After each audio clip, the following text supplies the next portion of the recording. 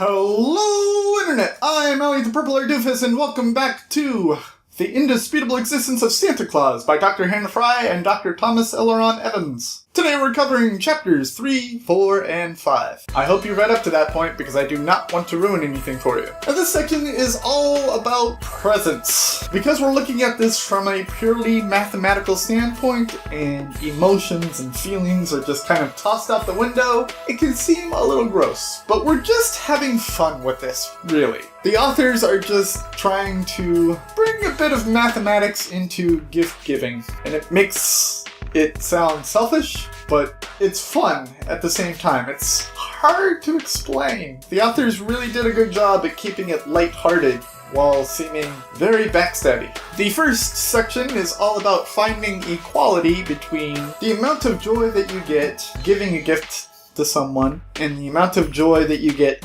receiving a gift from that same someone. They kind of go to the extremes where they have you giving really fantastic presents and that person giving really not fantastic presents. So you're kind of at a standoff, because you don't want to receive nothing, and you don't want to give nothing, so you're trying to find a way to be happy with both. And they have a graph of your enjoyment of your gift regarding the price that it cost, and it starts here and it goes in a half parabola up this way, and then you have the amount of enjoyment that you give to someone else and the price that you spend on them, and it's a half parabola going up and flattening out rather than going out and climbing to the sky. And they meet at a certain point, and you're trying to get the person right to that point. And the resolution is the prisoner's dilemma, where you have two prisoners, and the resolution is pretty much the prisoner's dilemma. You go up to the person and you say, look, you've been giving me crappy gifts.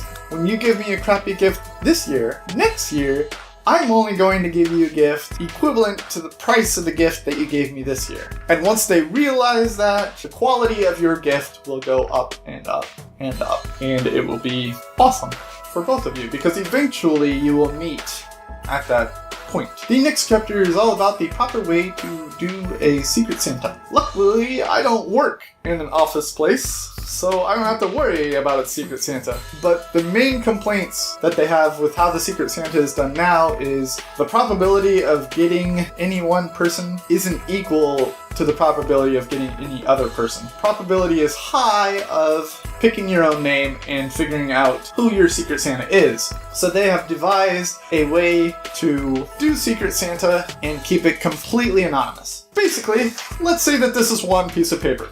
On this one, it will say, you are number 1. On this one, it will say, you must buy a gift for number 1. And imagine there's like 3 others. No, maybe 5 others. What you do, jumble all 5 of them up so that maybe it's 1, 3, 2, 5, 4. Tear this part off and you slide them both over 1. So now this you must buy a gift for number 1 is with you are number 4. And then you paper clip those together and you have a sign up sheet, and on the sign up sheet is listed 1, 2, 3, 4, 5. And you write your name corresponding to the number that you are, and then someone else goes and they check to see what number they got and who they're buying their gift for, and therefore it is completely anonymous. There is absolutely 0 probability of choosing yourself. The probability of picking out any one person is equal to the probability of picking out any other person. I gotta be honest, it's kind of brilliant. The 5th chapter is all about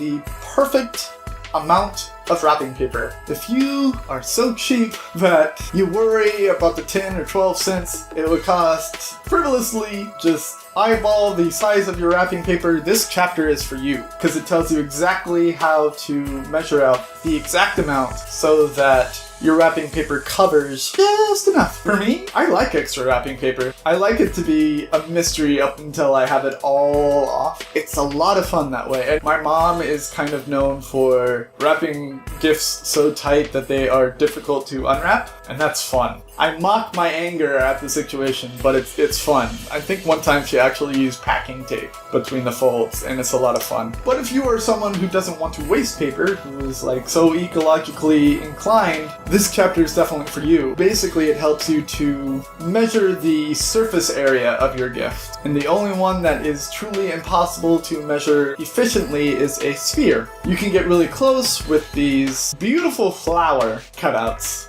but the only way to be truly efficient and not waste a single little tiny molecule of wrapping paper is to have infinite petals. And we all know that that is not possible. In the next section, we will be getting a little British, so that will be interesting because I'm an American. The question that I have for you is, what is the best gift that you have ever given? Not received, given. The question that I had yesterday was, if you could prove that any fictional person was real, who would it be? Doctor Who. The Doctor. Specifically number 10. He has to be real. Especially now that I hear he's voicing Scrooge McDuck. He had better be real. Please be real. Do not forget that the next book that I'll be reading is The Drawing of the Three by Stephen King. Go out and grab it by any legal means necessary. Borrow it from a friend, borrow it from a library, buy it at a bookstore, buy it on a Kindle. I don't care what you do as long as it's legal and you read it before I ruin it for you. I've been Elliot the Purple Doofus reminding you to watch up Jammerdis, and I will see you all in the next section of The Indisputable Existence of Santa Claus by Dr. Hannah Fry and Dr. Thomas Elleron Evans.